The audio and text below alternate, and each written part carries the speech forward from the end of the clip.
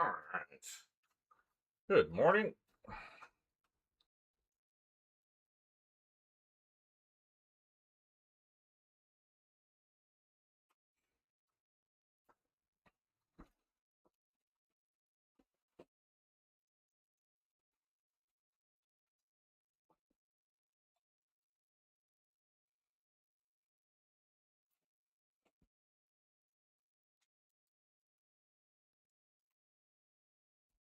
All right.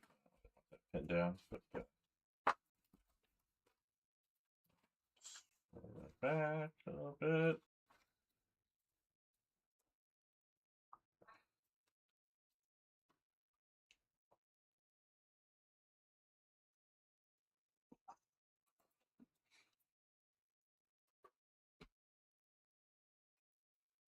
All right. Where were we? We were going to. I was looking at this today as I sat down.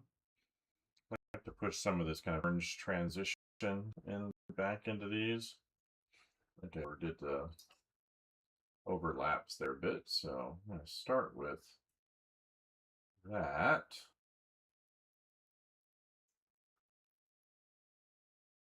Knock that color back with some browns. Put some more yellow in there.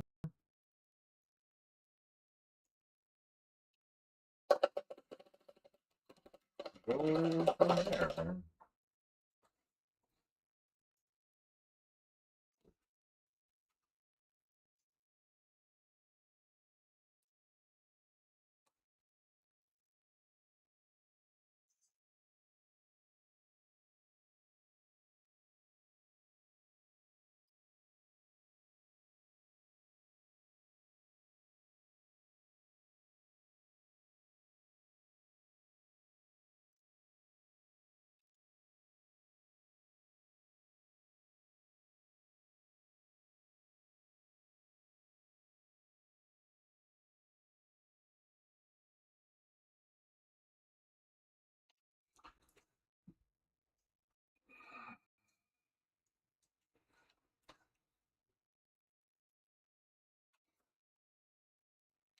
Good morning. Happy Friday. Does everybody have an artful weekend planned?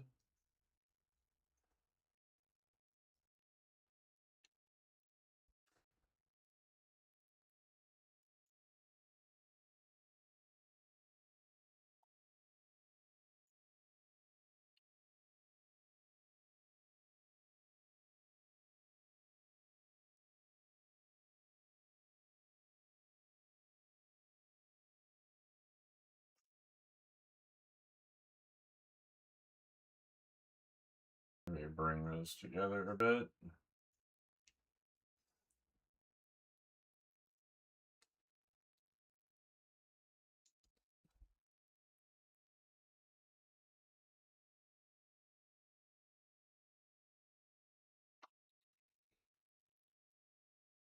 So I'm trying to get that glow of dappled light.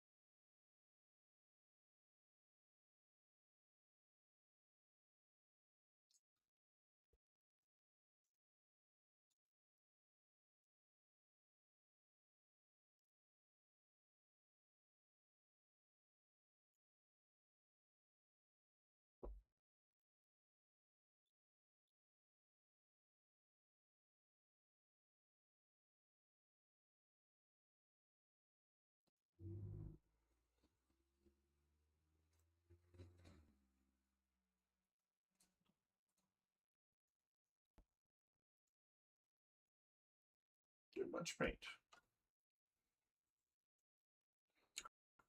Let's see. There's warmth in there, a little bit more. Especially the little shadow areas.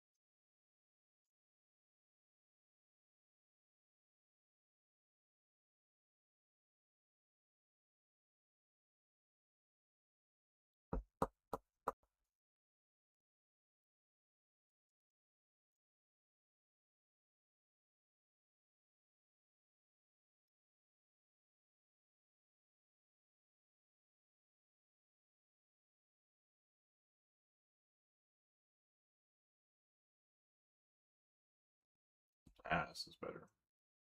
Some of this intense.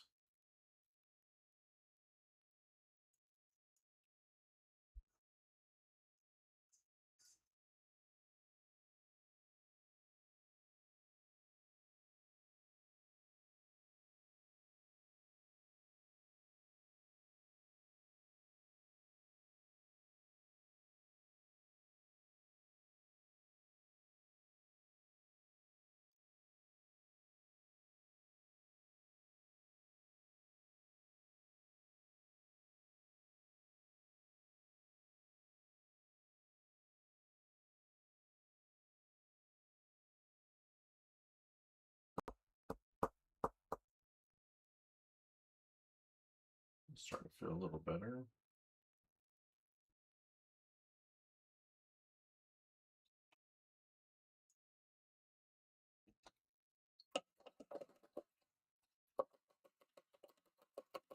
What time to start this project? Well, I mean, I started this morning on an hour or 10 minutes ago, but I started this one actually a while back.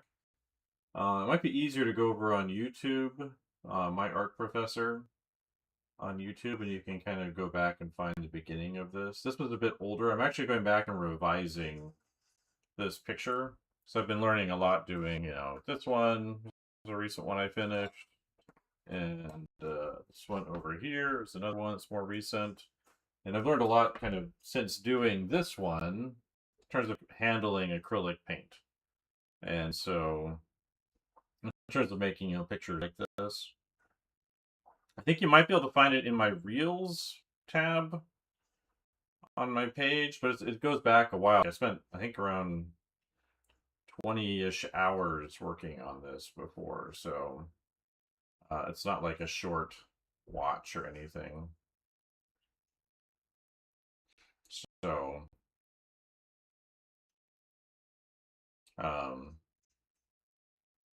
it's a long. So I worked on the whole thing live, so it does all exist there. I move it off the main page just because it crowds things up, but it stays, I think, on the Reels page.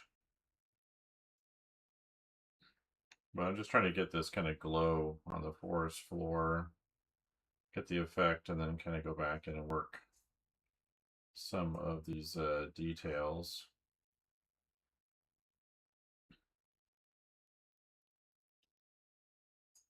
So yeah, it's all out there. Welcome, check it out. Let me know what you think.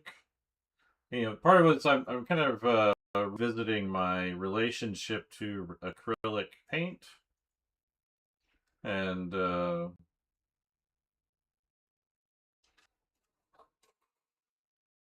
so That's what I've been doing these for. I did had to teach it last semester and really liked using it as a student, and so I just kind of generally haven't bothered with it in like 20 years. And then last fall, I was like, I did a painting I kind of liked in the class, and I was like, well, maybe I need to revise my opinion on the matter. So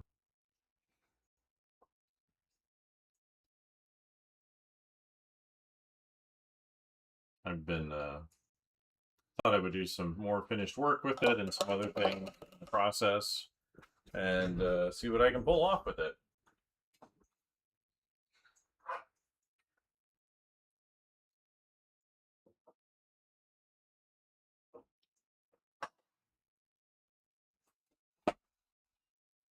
So that's what we got going on here.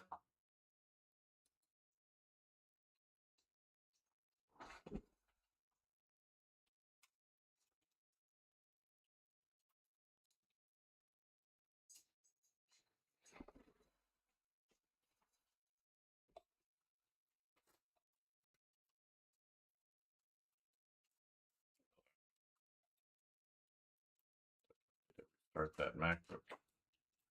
Sometimes it gets tired. Alright, now let's lighten stuff back up a little bit in there.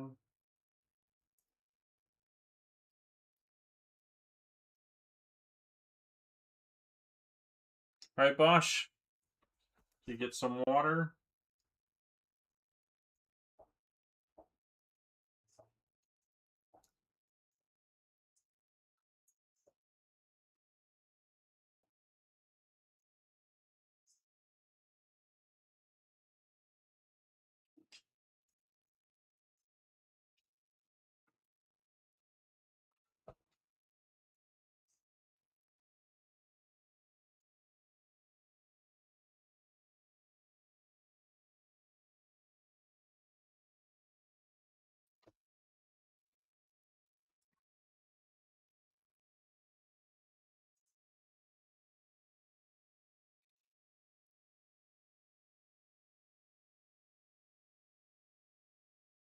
So, but yeah, I'm feeling good mostly about where these are going. And it's kind of fun rediscovering something like that.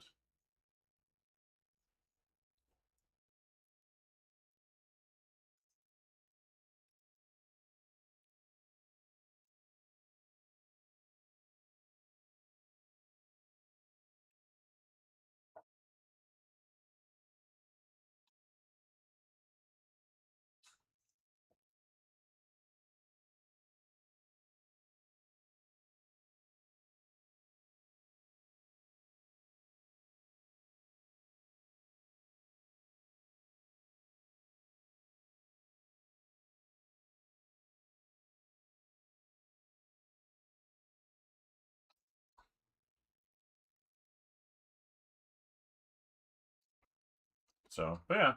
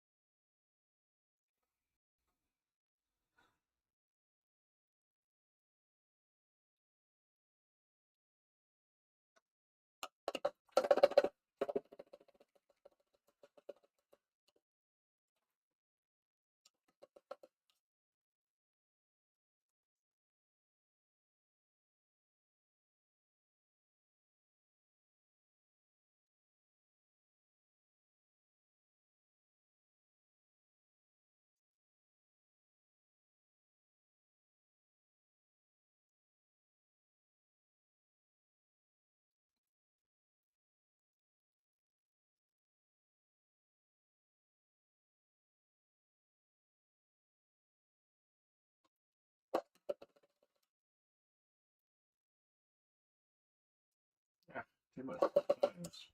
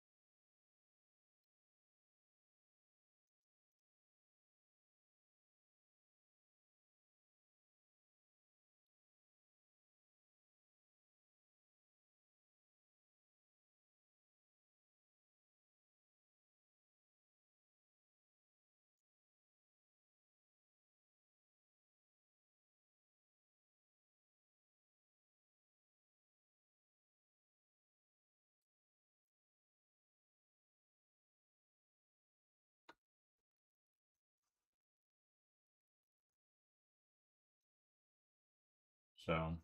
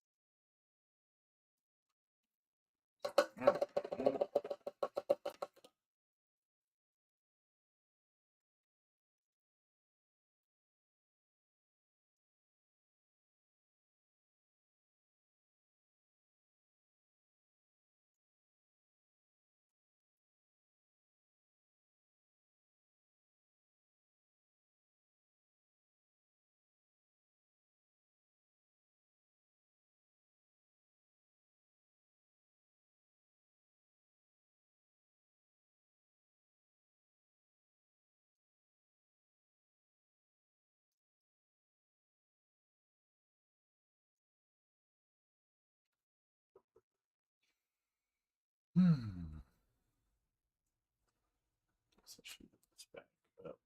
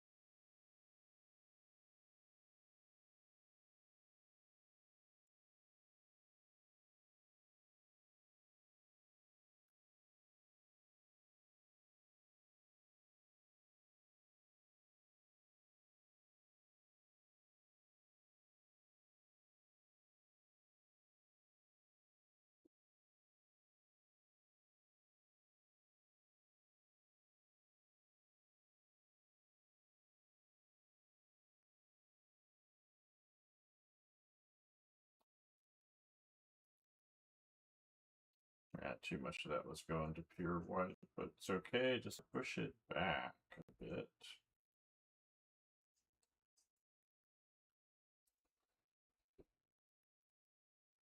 I can gradate out into these warmer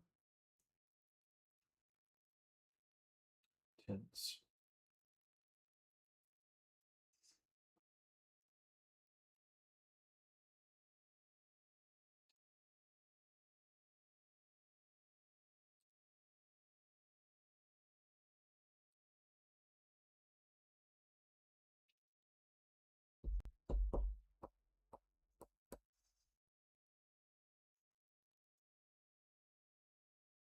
Anybody got exciting Friday plans?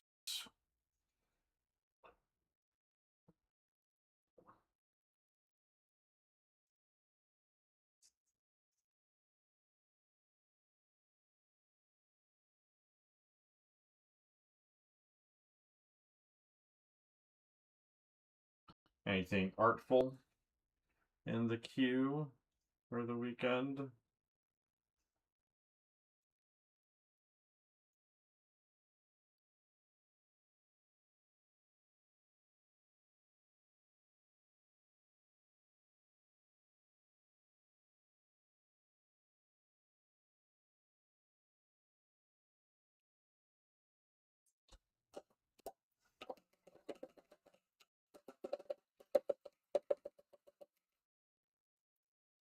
Yeah.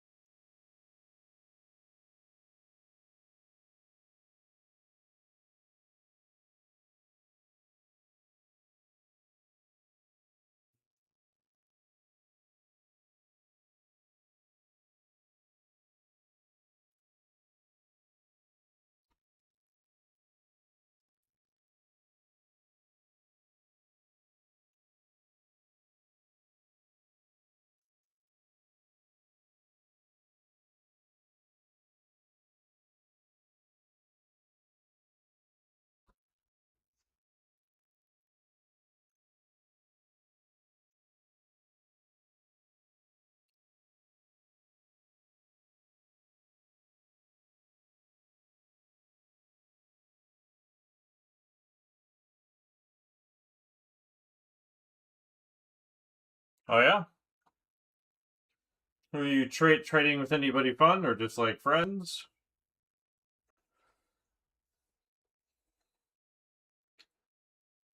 I'm hoping to finish up the inking on the pages I've been working on today. Got a covered ink that I've got pencils for, and then I want to take do a little revision on everything, get them all scanned in. Um, that's like the big thing, and then start coloring those.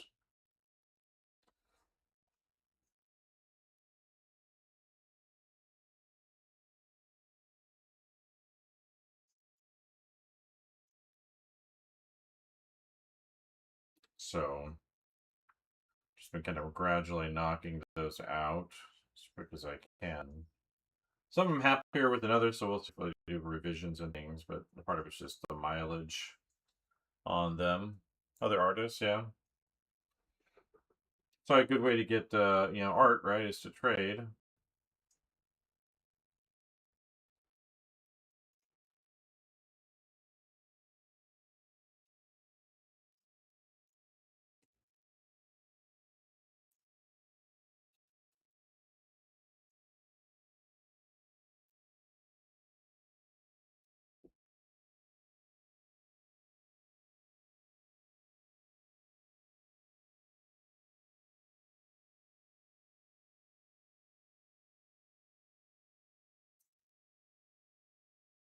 Build your own little collection.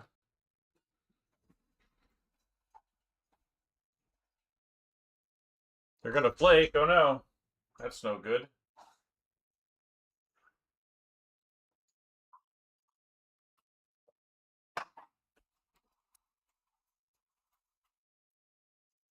Oh, okay.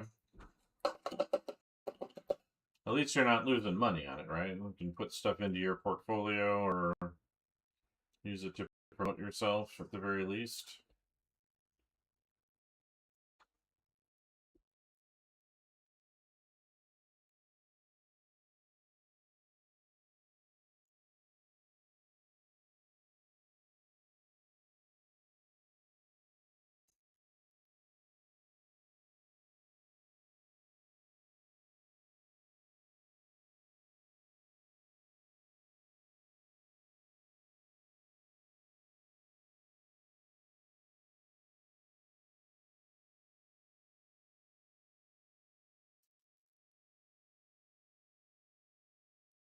I don't think I've ever done an art trade.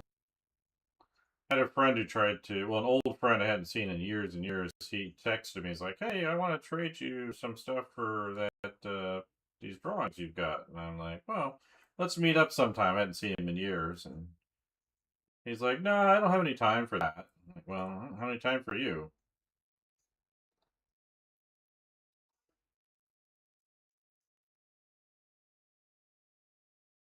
So yeah, this is acrylic.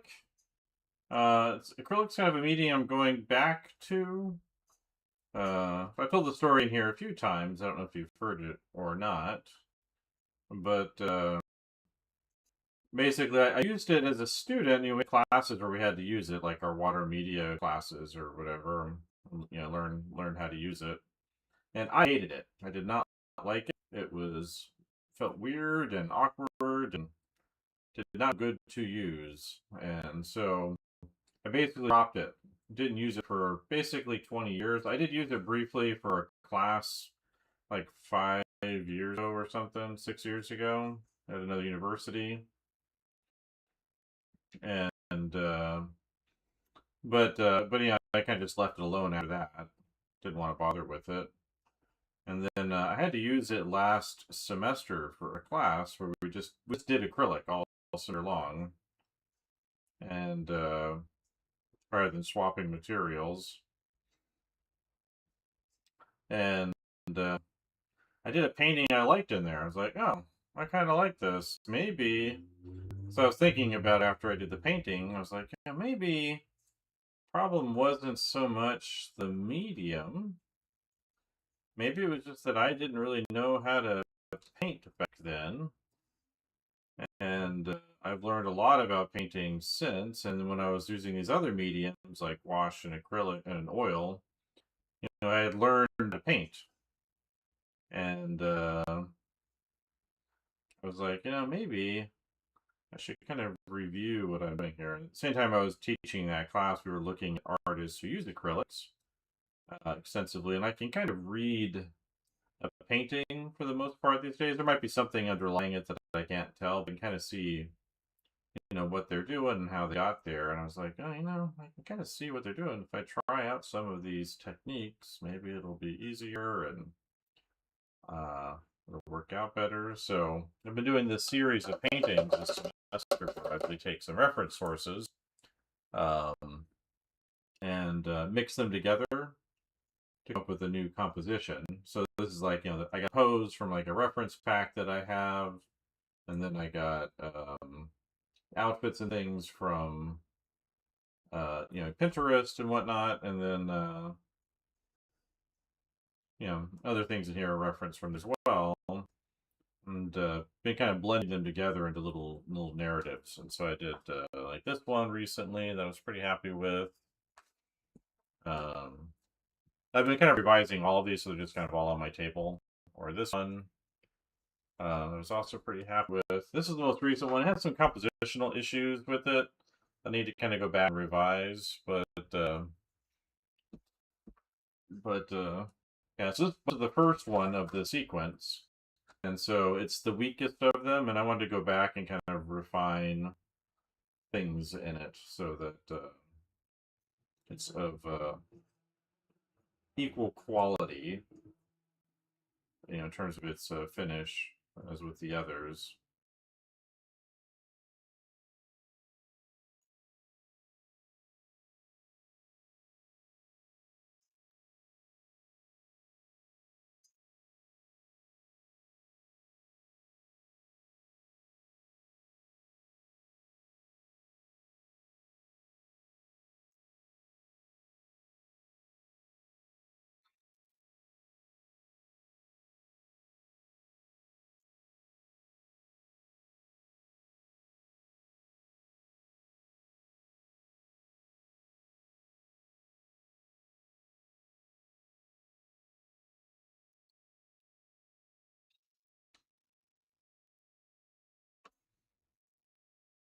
Doing huge pieces, yeah. So these are small. I want to do some larger ones after this. So the goal is to kind of finish up. I want to do one more, and actually, kind of want to do the last one, the next one, mostly with airbrush. I've got an airbrush, and I kind of want to work my way through it to a certain degree. Try out some, like Pinterest studies or something with it.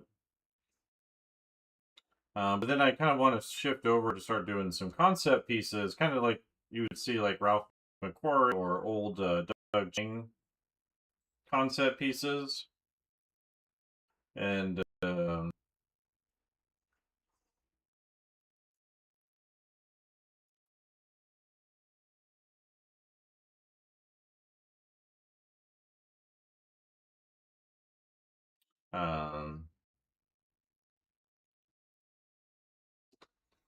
see what we can get from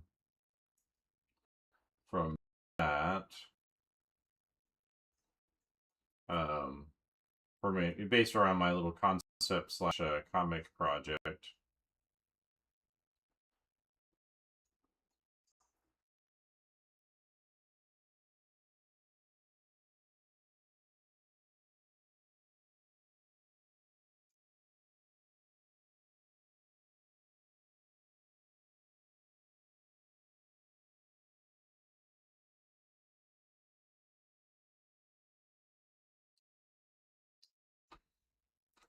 Uh, this is feeling better in terms of the lighting situation on here.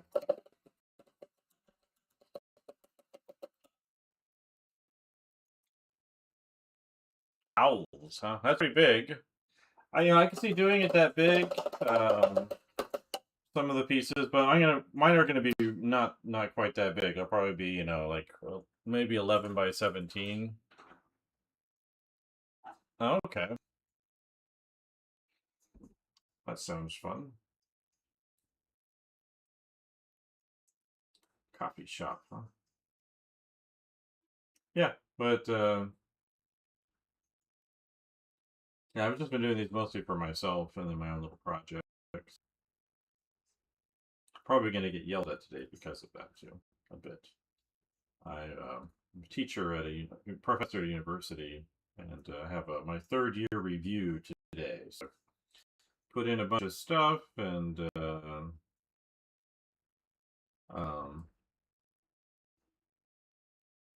they're going to be telling me what they think about my progress over the last 2.5 years at the school. And I'm curious to hear what they have to say. I have no idea exactly what their response will be, especially in one particular category, which would be the research area. But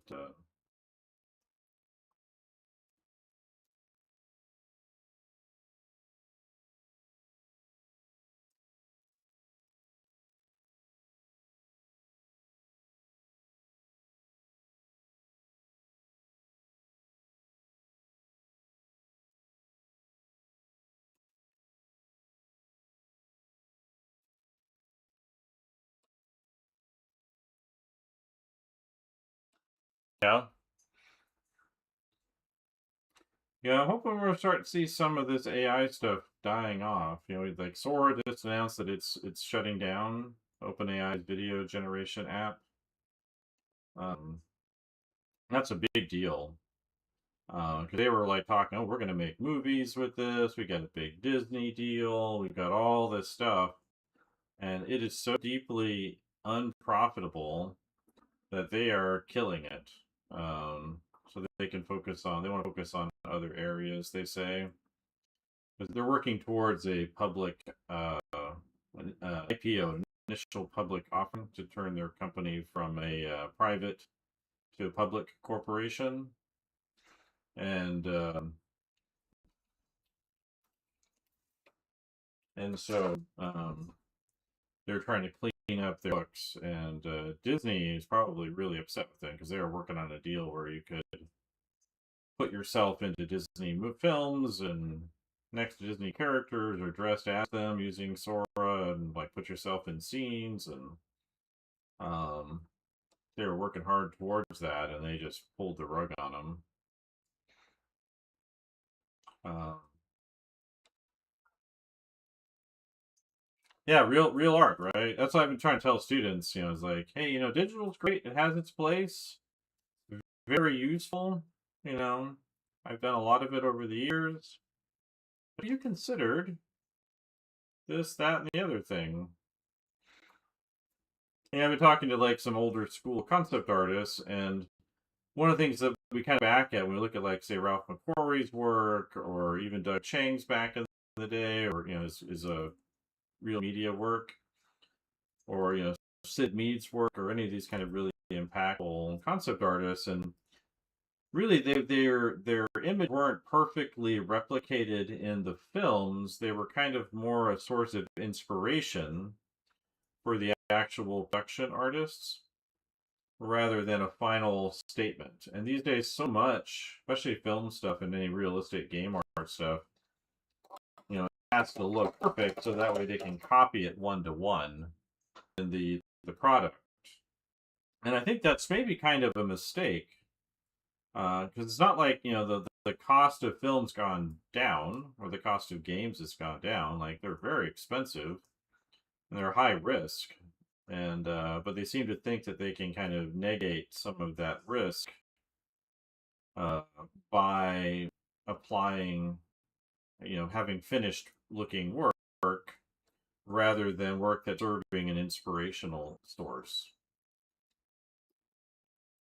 Transferring it from one kind of media to another. And I'm wondering kind of what gets lost as a result of that process. Um,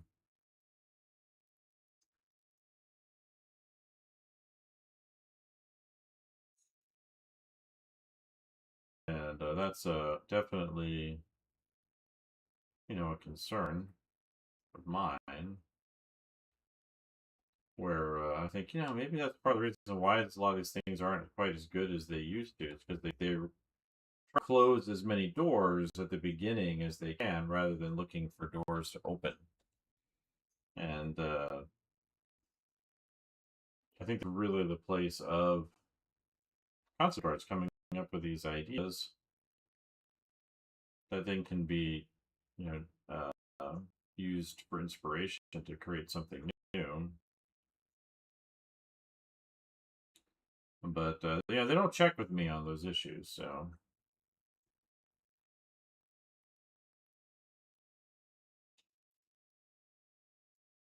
yeah, and I think that's one of the reasons why people are like, oh, AI is going to solve this because it does these quote unquote perfect renders, right? So everything looks sort of believable.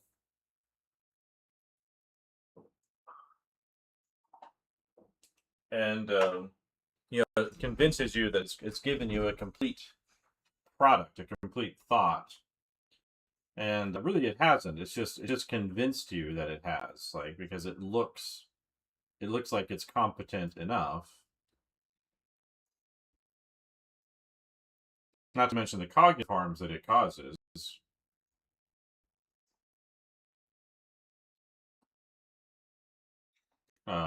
overall.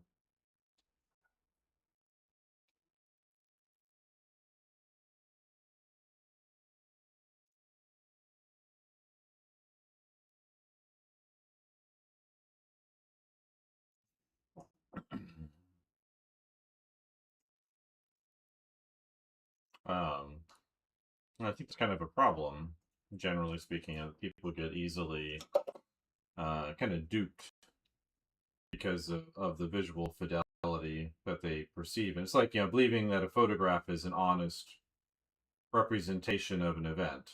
Like it can be, maybe, um, but not necessarily.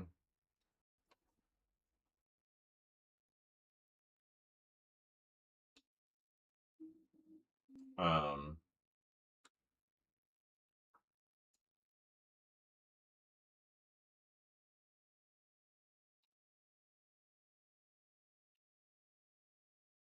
but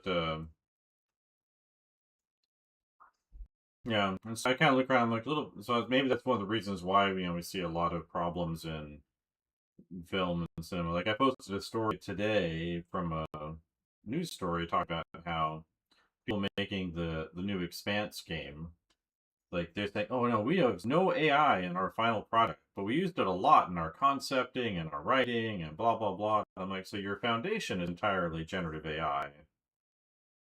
I would have been interested in that project a bit just because I like the Foundation TV, not Foundation, the Expanse TV show. I like the books. I like the world that they built there. I thought it was really enjoyable. Oh, maybe the game might be interesting. No, it's AI, so no, thank you. And something these groups are kind of figuring out that like it just doesn't deliver on the quality that they're looking for. Like Arc Raiders, they used it for NPC voices, so it's a text to voice generative AI system. So they hired actors, and they pay the actors, I guess, based off of royalties or kind of per use basis, which is a little bit better. It's not, they shouldn't be doing it at all, but it's better than what I've seen other people do.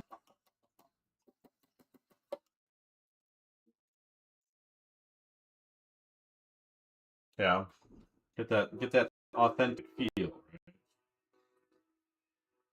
But you know, but yeah, it's like their foundation's completely rotten. But it was of the for Expanse. But like Arc Raiders, yeah, they say that's the one thing that people have actually complained about the game was the AI voices. And but I also kind of see it as like almost a duress thing where because they wanted to do that, where they wanted to hire actors to kind of basically train their voices onto these systems, and even though they are paying them, what happened to the actors that said no? They just didn't hire them. So it's kind of a duress thing, right? Where like you can't say no or you don't get the job. Um, but they announced recently they're actually getting rid of all the AI voice lines and they're replacing them with actual uh, voiced characters, um, which should be better, right? Get better acting and less stilted, more gooder. Oh, we got ourselves a bot over there. Let me delete this bot real quick. Let's see, Twitch. Bad.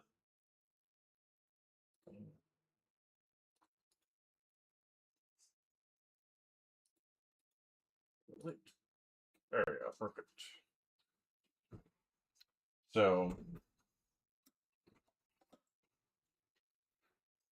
um, so I look at this kind of being a problem that they had set it up that way, but I'm glad they're shifting direction. I've never played the game, but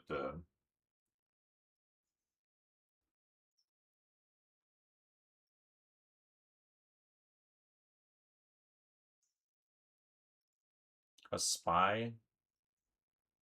Oh yeah, no, it's just I'm live streaming on multiple platforms, and so I do get like on Twitch or Kick or not very often on YouTube. I don't think ever on YouTube actually. These little bots that'll come and say, "Hey, you want follow? Come join our Discord," or some little scam thing.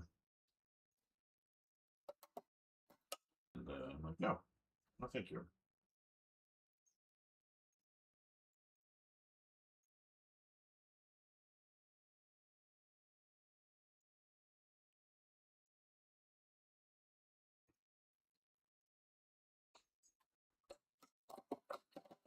Yeah, those things.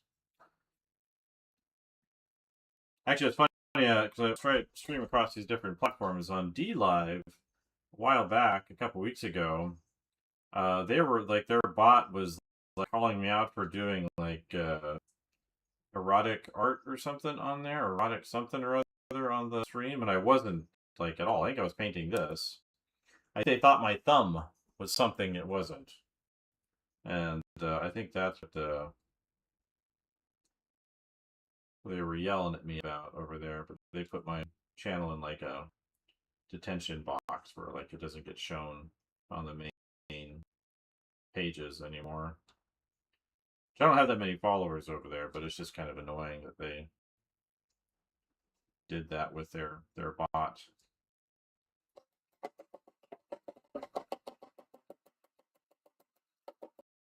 Well, I use hard lights in this place. What do you mean hard lights? Um,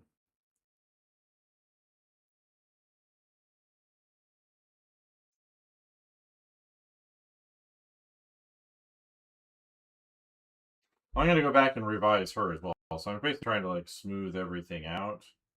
I feel like I overdid originally. And what I'm trying to do is get these this dappled light to be a little more dappley, a little softer, and then kind of go in there and clean up the shape so they read a little bit um, more gooder. I've got some reference and things up in front of me that I'm looking at.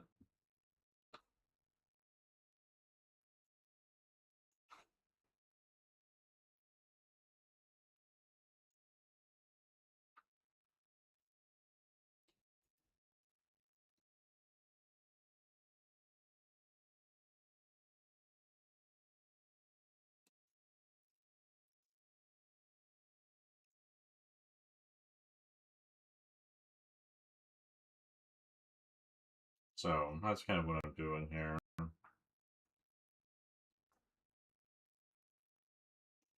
That's definitely tough, so it's not something I have as much experience. So I got some photographs of dappled light. I've got an artist I like who does dappled light a lot. Some of his work in front of me. And so I'm trying to kind of go back and forth in that a bit.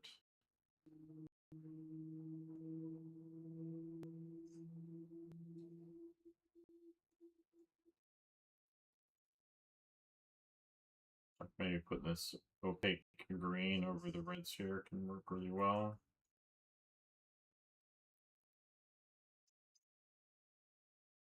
Oh, I don't think I'll put those are called God rays.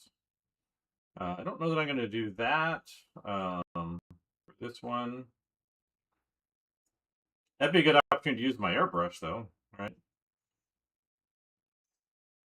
One of the things with a lot of lighting like that is it requires there to be a lot of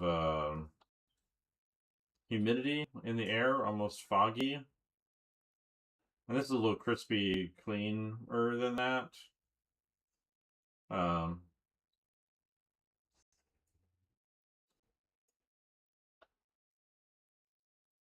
they call those God rays, um, or light beams, beams of light.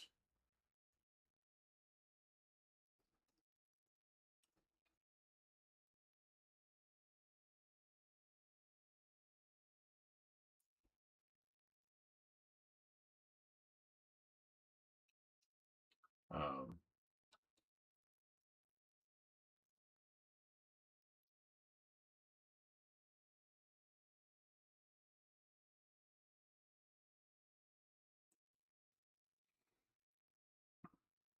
Definitely feels better than it did. I don't know if it's perfect yet. I'll probably take another pass on this. What time is it? 10 o'clock? All right, so I got like 30-ish, 40 minutes. Then I need to pause, get cleaned up, and get ready for my review. Do my hair, my short hair.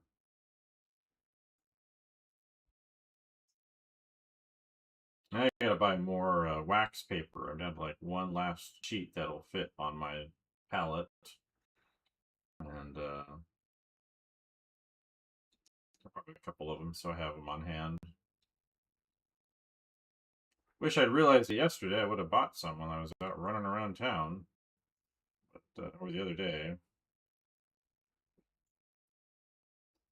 It's been an expensive week, so I had to buy a windshield.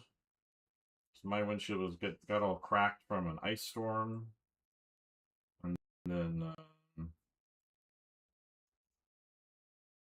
um, and I found out that my car is 20 years old. I have a Nissan Xterra from 2006, so this year it is 20 years old. Probably actually came out in 2005, so probably 21 years old now. But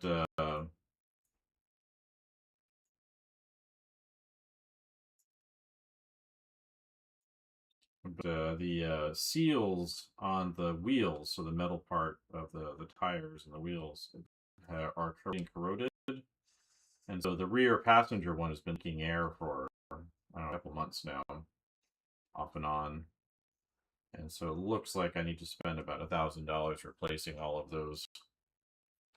So, but yeah, it's cheaper than getting a new car. And my Xterra I converted it into a camper. It's really, really nice inside. So, otherwise, I would just probably think about getting a newer one. But it would take me, a couple months probably to transfer everything I've done in there to a new, like to prep it, lay out all the cables, etc., into a new vehicle. And so it's kind of worth it for me just to spend the money on the new wheels. So I need to. They were trying to sell it to me at the shop when I went in for the repair on the tire. Found out it's the seals, not the actual tire itself. And if you want to see the vehicle, it's on Xterravich. Xterravich. I have a whole Instagram for it. But um,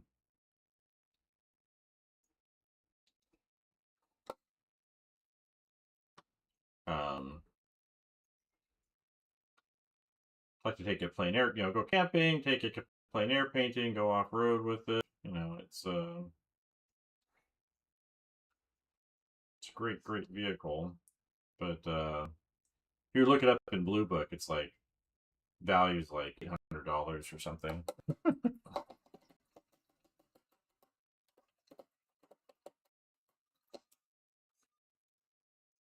Yeah, I cut my own hair. That was a pandemic skill that I acquired. Um,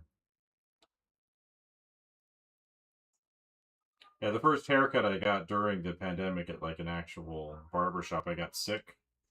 I don't know that it was COVID, but I got sick, and I was like, I'm just gonna buy a set of clippers, watch some videos, and figure this out.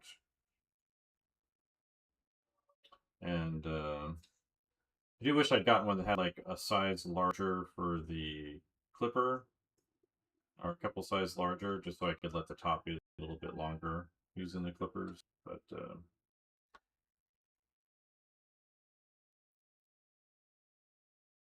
other than that, been doing my own hair for a long time.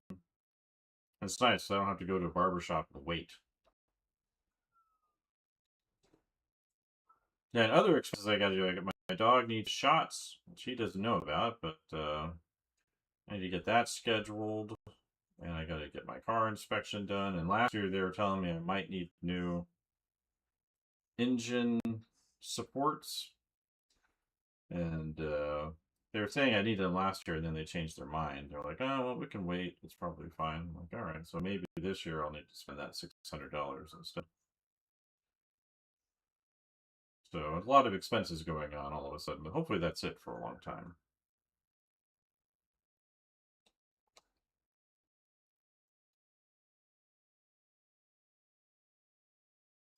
Hermit look, yeah. I usually just keep my hair cropped anyway. It's good for like the camping thing, because then if I want to do a shower in my truck, which I can do, um, it uses a lot less water that way. So in the summertime, like if I'm to like a stream or something, I'll take a bath out there periodically, so I can go out for like a week or longer, go painting out in the woods.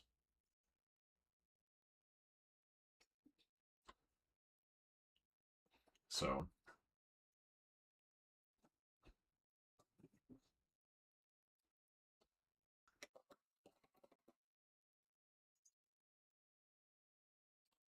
all right, and these will need like a little bit of what I would call clarity, like some clear details in the light.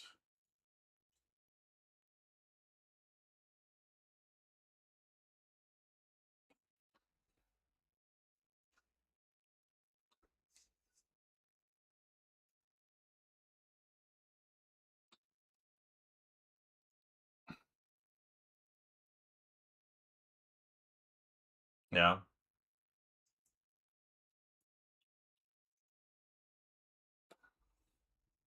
Could be worth it, right?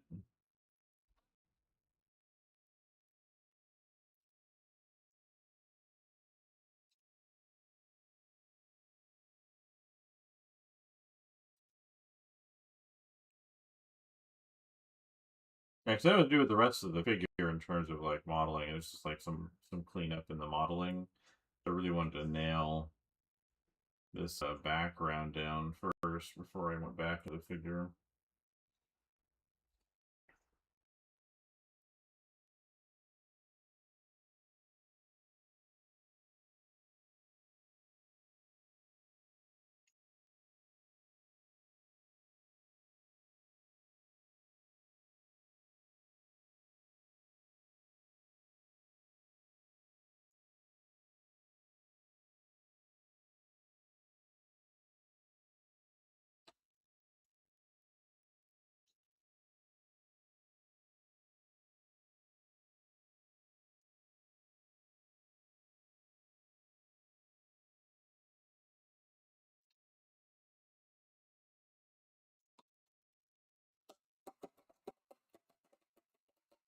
Oh yeah. Yeah, I lived in when I lived in Hong Kong. There was, I guess, a program like that with the SPCA where they would kind of people would kind of not really adopt the cats, but they would kind of capture local cats that they were were like feeding out in the alleys or whatever that were local, and then they would capture them, take them down to the SPCA, and get them spayed and neutered. There's like a whole program for doing that, and they do it for free, and then release them back into their neighborhoods when they were done. It's almost like some kind of weird alien abduction story, right? Where maybe that's what the aliens are really doing when they were abducting people in the 70s and 80s all the time. They were saying and neutering them.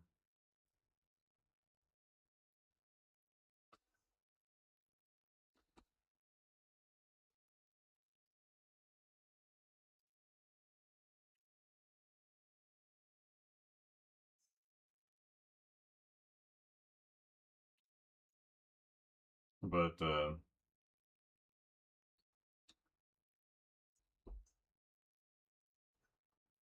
where is this piece? Well, it's set in a forest. So these don't really have like a strong story attached to them, the pieces that I've been doing here.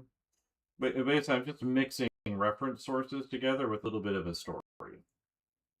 So, like, they're doing something in the space.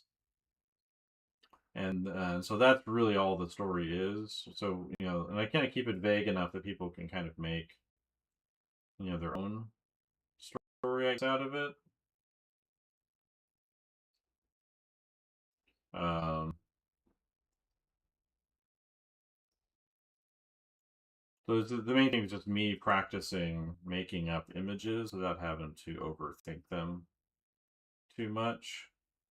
Probably should try doing like a fan art piece or something, which I don't really ever do, but I think it would be helpful.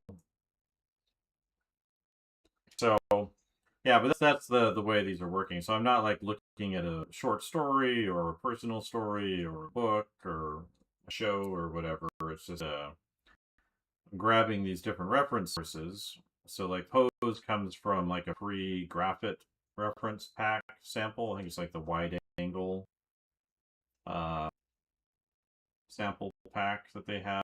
Probably just buy the whole set, but um,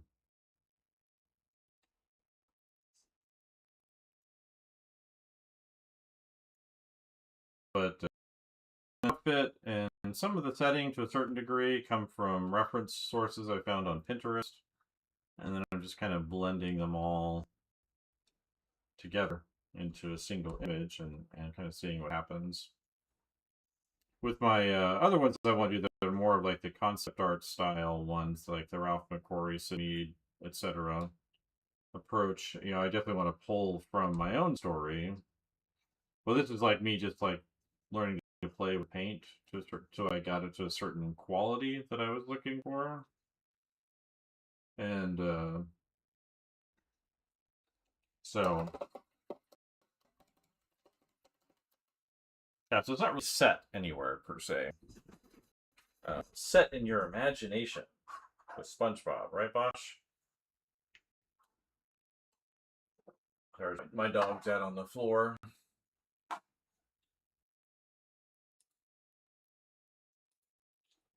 So 10 o'clock.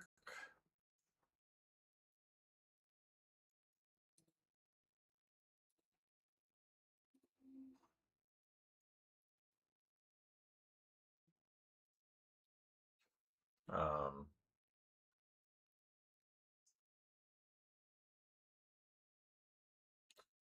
let's see. To watch that on. Bosch is my dog. Bosch, like the painter. Um, he's down sleeping over on the. He's got two beds in this room. He's a very lucky dog. You know, underneath my feet. Well, he's not under my feet right now. He has one under my feet and one under the computer desk on the side over there. Over there.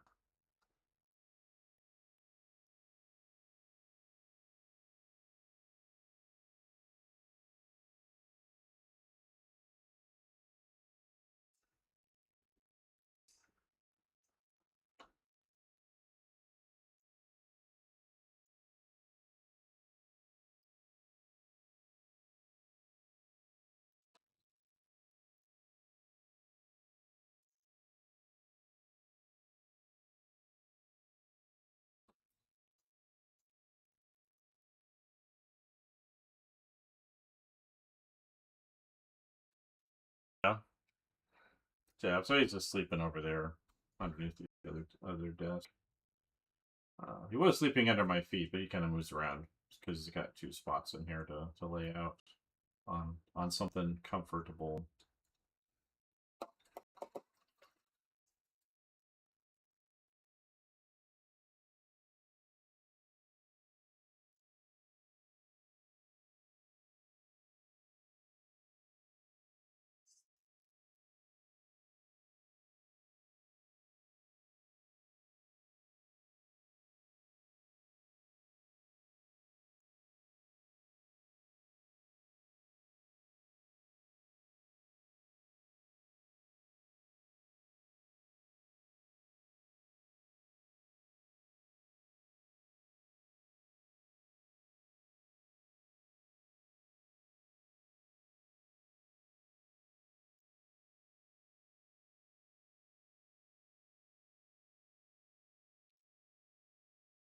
I see. Yeah, I named mine. I went to the Hieronymus Bosch show that was in London in 2016 when I was returning to the United States after being in Hong Kong for several years. And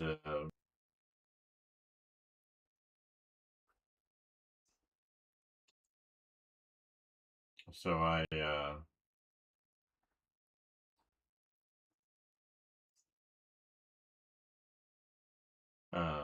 was in London. They had a big Hieronymus Bosch show there at the National Gallery. I think it was the National Gallery, one of the galleries there, one of the big museums.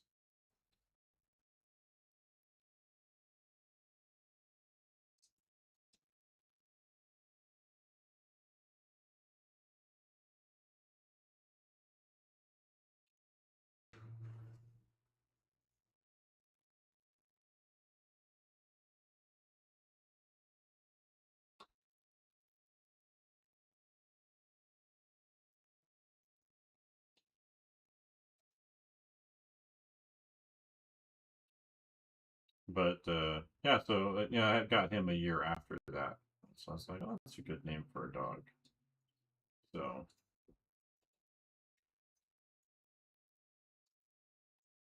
yeah, so that's where his name comes from. It's from that painter.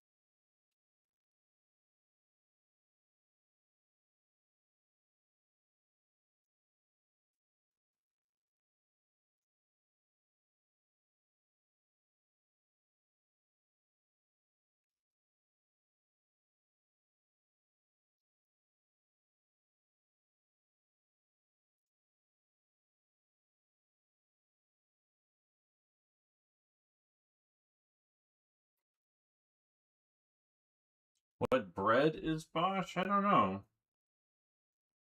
I mean, he's black. He has black fur. And he's small. He's 35 pounds. 13 kilos, I guess. Something like that. 15.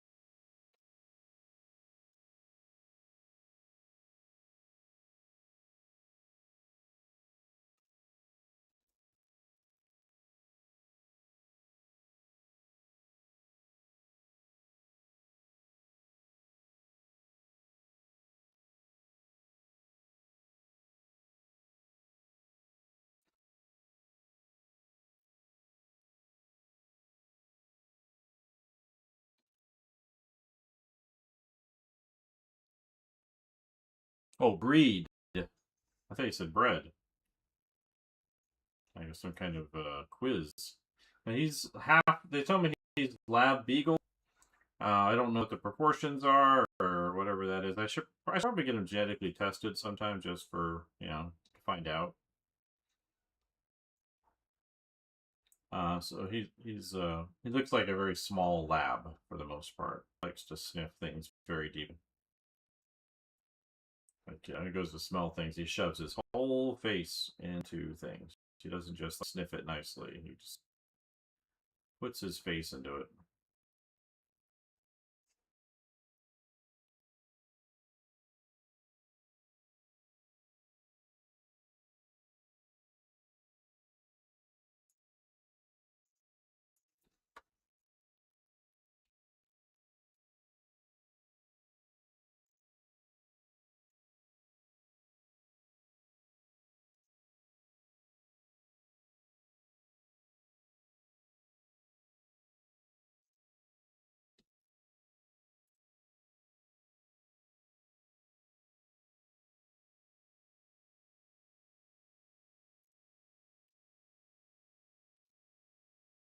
Ah, well, the chat I'm looking at is actually off to the side, up there, so it's a little bit far. But yeah, so they tell me lab beagle. I'm pretty sure there's like a few other things in there too.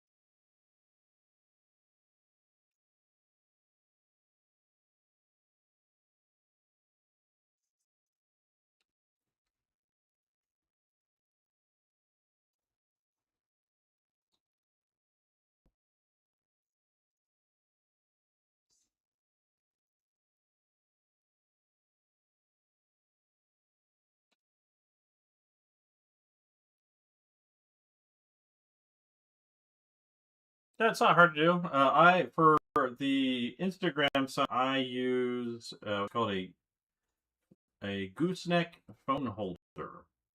So it has like a bendable neck with a grip on the end of it, and then it clamps onto like a table or any kind of flat, narrow surface.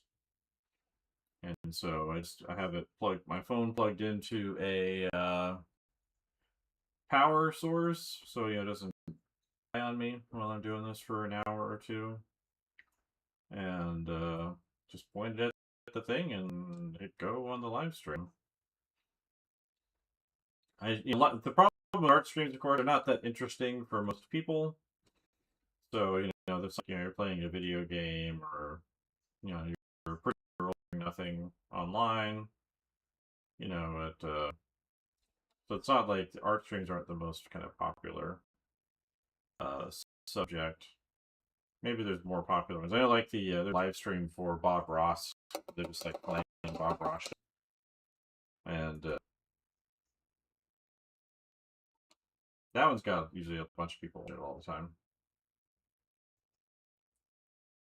And he's dead, mostly, I think. He's been dead for a long time, but it was interesting. He like did not want to make money outside of his PBS gig for his whole life. As soon as he died, like his family started selling like Bob Ross paints and brushes and canvases and uh, all those things that Bob Ross fresh breath freshener tents, like Altoids, bobbleheads, Funko Pops. As soon as he was cold and in the grave, they were marketing his brand.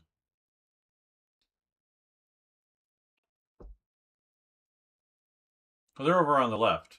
So I have an application that goes for multi-streaming. I use called Social Stream Ninja.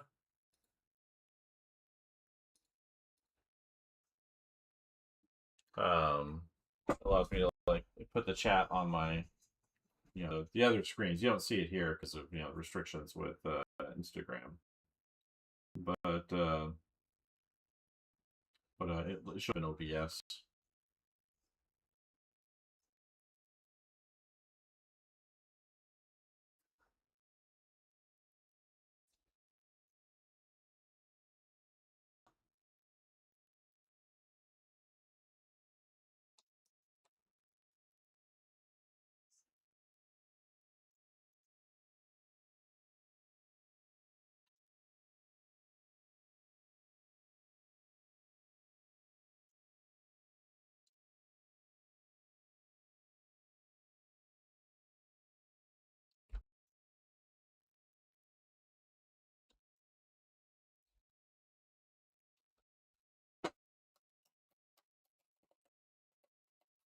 Yeah, but I just thought it was funny that as soon as he was dead, they were like cashing in on Daddy or Grandpa. I don't blame him. I'm surprised he should have done it. Like guy does Calvin and Hobbes, Bill Watterson. Uh,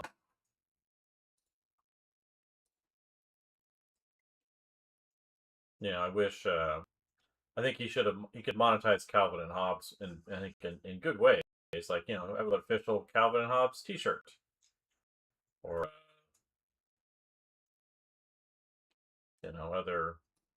other Calvin and Hobbes stickers or whatever, or calendar, um, all that stuff.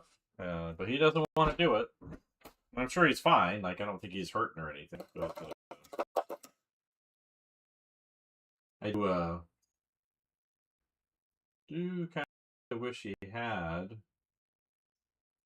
I don't think she go as far as like Jim Davis did with Garfield, but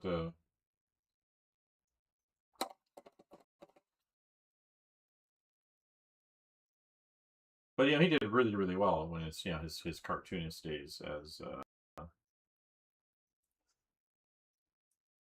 But I don't think it would have been bad if he done licensed stuff that he was just picky about.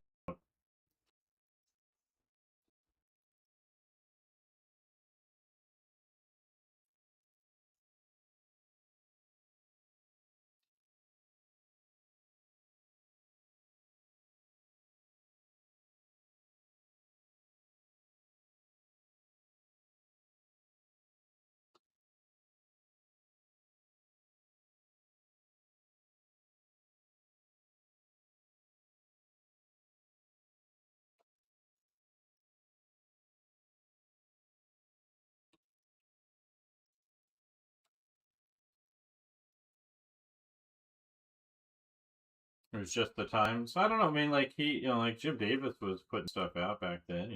T-shirts and socks and mugs and movies and cartoons and not for Garfield. Um,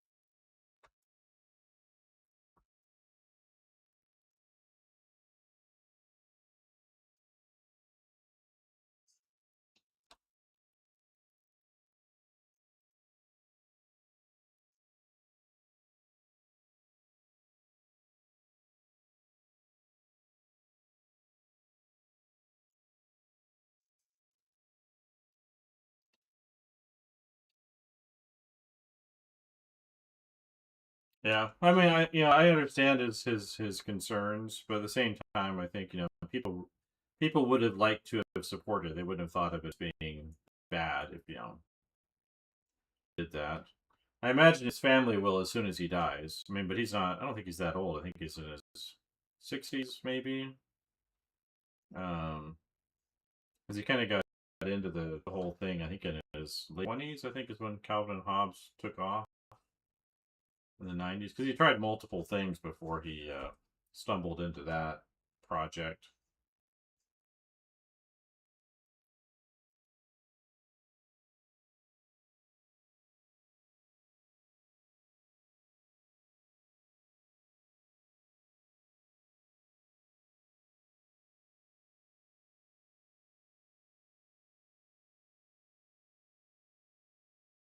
Um,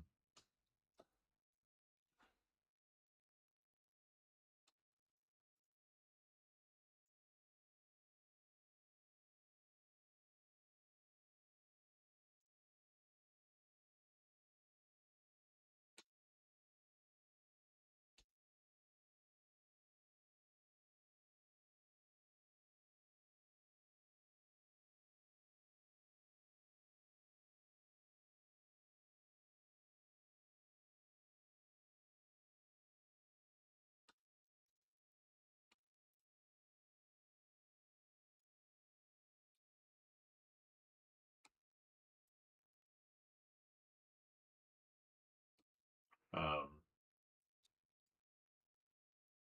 and then like he did a book recently. He illustrated a book with an author. I think it was, but people weren't that interested in that. Um, but he took a moral standard on it, and which but again, he did really well in terms of syndicating his comic strip out into the world just before the internet happened too. So he kind of shut it down. Was it 1995 was the last Calvin and Hobbes that he did, and at least probably I don't know if he's done stuff on his own, but just as the internet was showing up, he got out, and I guess that's good timing.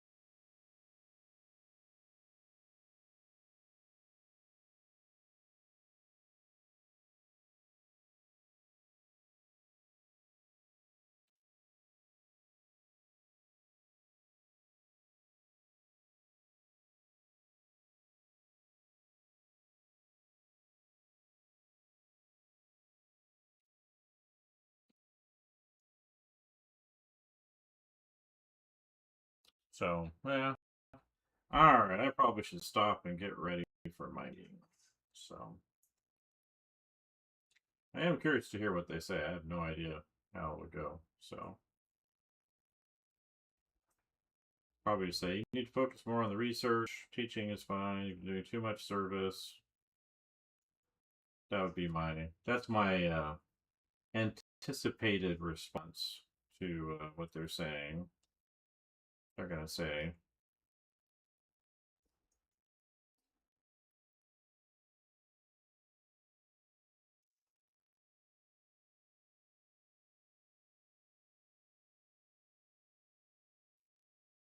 but comic project. That's my big goal for my research thing, is getting that thing off the ground.